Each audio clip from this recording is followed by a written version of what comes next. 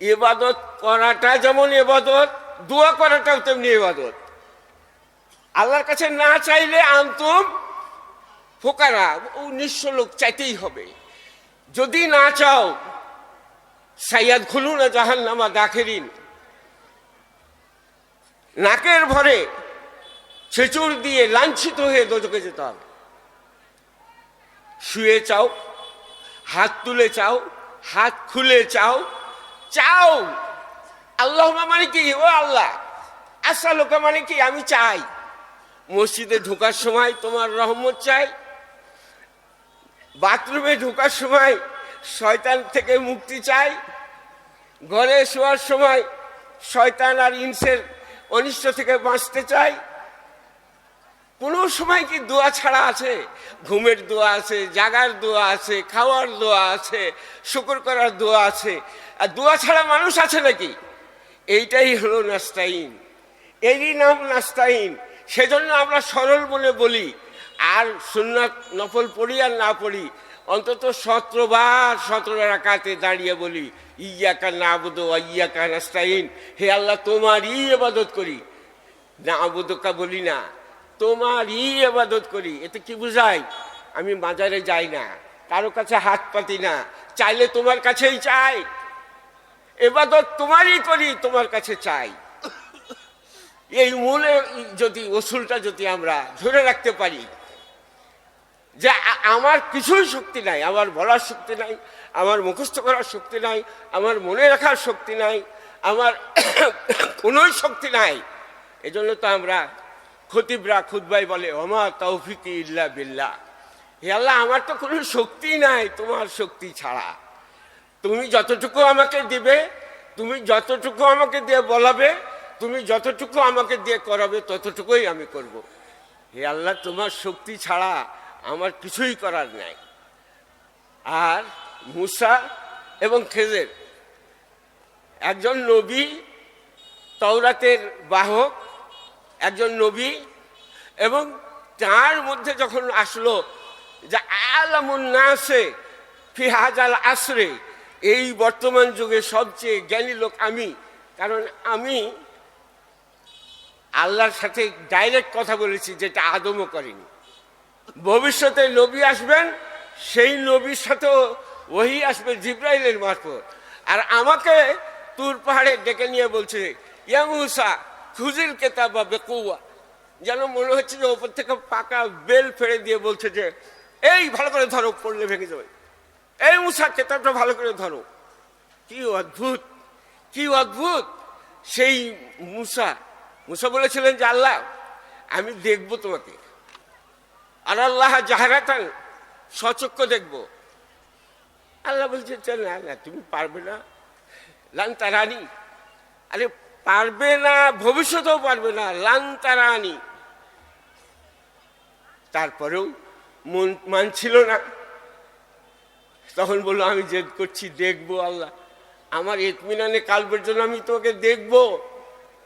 আল্লাহ বলছেন যে আমাকে দেখতে পাবে না, তুমি তাহলে পাহাড়ের দিকে দেখো, আমার ছোট্ট একটা ক্ষুদ্র একটা পাহাড়ের দিকে দেখো। এই পাহাড়টা যদি স্থির থাকে তাহলে হয়তো আমাকে দেখতে পাবে। ওরে বাবা, লাটিম যেমন ঘুরে সেরকম পাহাড় ওলট পালট হয়ে গেল। আল্লাহর তাজাল্লি দেখে, আল্লাহর নূরের তাজাল্লিতে পাহাড় উলট পালট হয়ে গেল। খাররা মুসা সাহেকা, আর মুসা বেহুশ হয়ে পড়ে গেলেন। যখন তার জ্ঞান ফুরল তখন বলছে যে আল্লাহ, আমি তওবা করছি, আমি এই বেয়াদবি আর করবো না। আল্লাহ, তুমি আমাকে ক্ষমা করে দাও, আমি এই বেয়াদবি করবো না।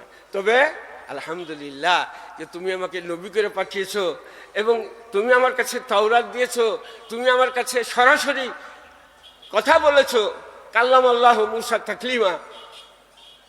এমন সময় আল্লাহর কোনো ফেরেশতা মানুষ রূপে এসে বললে যে মুসা, নবী মুসা, হালতার জন্য আর না আলাম আমিন কাফির না আছে, দুনিয়াতে আর কেউ তোমার চেয়ে জ্ঞানী আছে তুমি জানো?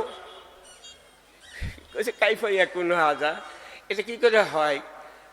আমাকে আল্লাহ নবী করে পাঠিয়েছে, তোমার কমন সেন্স নাই? দুনিয়াতে আমার চেয়ে জ্ঞানী লোক আছে, এটা তোমার ধারণা হলো কি করে? আল্লাহর পছন্দ হয়নি, আল্লাহর পছন্দ হয়নি। বললেন যে মুসা, ওইদিকে যাও, দুই নদীর সংযোগ স্থলে যাও, ওখানে আমি পাবে আমার একজন বান্দাকে। সে তাকেও বলা হয়নি যে আমার নবী, তাকেও বলা হয়নি যে আমার রসুল আছে ওখানে। আমার একটা বান্দা পাবে, মিনি ইবাদে না, আমার সাধারণ একটা বান্দা আছে, যাও। সেখানে যে তিনি জানেন সূরা কাহাফের ঘটনা, 3টি ঘটনায় ওয়াদা করেছিলেন যে আমি তোমার সাথে কোনো কথা বলবো না, তুমি যা পারে তাই করো, আমি তোমাকে ফলো করব, তুমি আমাকে অনুমতি দাও। বলে তুমি কি পারবে? মানুষের স্বভাব তো প্রশ্ন করা, ওই যে নৌকা ছিদ্র করা, পুড়ে যাওয়ার মতো দেওয়ালটাকে ঠিক করে দেওয়া, অথবা একটা ফুটফুটে সুন্দর ছেলেকে গলা টিপে মেরে ফেলে দেওয়া, এরকম 3টা অন্যায় কাজ দেখে মুসা থামতে পারেনি। একের পর একবার থেমে তওবা করেছে, আরেকবার থেমে তওবা করেছে। শেষে বলল যে যাও যাও যাও, তোমার আমার সাথে থাকতে পারবে না। অহংকারী লোক তুমি, তুমি ওয়াদা করলে যে আমি কথা বলবো না, তাও কথা বলছো। যাক, কি শিখলাম? মুসা বললেন, খেজের, এই যে নৌকা পার হওয়ার সময় ওই যে দেখো নৌকার পাটাতলে বসে পানি, যে পাখিতে যে পানি খাচ্ছে, ওপর দিকে মুখ করে পানি গিলছে, ঢোক গিলছে, ওই সময় তার এই মুখের চোঁচ বয়ে 2-1 ফোঁটা পানি পড়ছে বা 2-1 ফোঁটা মুখে যাচ্ছে। তোমার আমার এলেম একত্রিত করলে আমাদের এলেমের পরিমাণ কত জানো? ওই পাখির মুখ থেকে পড়ে যাওয়া 1 ফোঁটা পানি। ওমা উতীতুম মিনাল ইলমি ইল্লা কালিলা। হে মুসা, তোমার আর আমার এলেমের দৌড় এতটুকু, সামান্যতম। আল্লাহর ভাষাই হলো সামান্যতম। এই এলেম দিয়ে আমাদের কত বাহাদুরি আছে, এই এলেম দিয়ে আমরা কত বিতর্ক করি, এই এলেম দিয়ে আমরা কত মানুষের আকর্ষণ করি, কত আলেমের উপরে বিজয় মিশন ঘোষণা করি। হাযা মিন ফাজলে রব্বি। আল্লাহ রসুল বলতেন, ওয়াকুর রব্বি জিদনি ইলমা, হে আল্লাহ আমার এলেম বাড়িয়ে দাও। এলেমের হেফাজত করা। মনীষীরা বলেন, যা পড়েছি 100 ভাগের 99 ভাগ মনে ভুলে গেছি, 1 ভাগ মনে আছে। এই 1 ভাগ যদি বলতে পারতাম তাহলেও আমি 2-4 রাত মানুষকে শোনাতাম। কিন্তু 1 ভাগ, 100 ভাগের 1 ভাগ মনে ছিল। সেই 1 ভাগের 99 ভাগই আমি বলতে পারলাম না।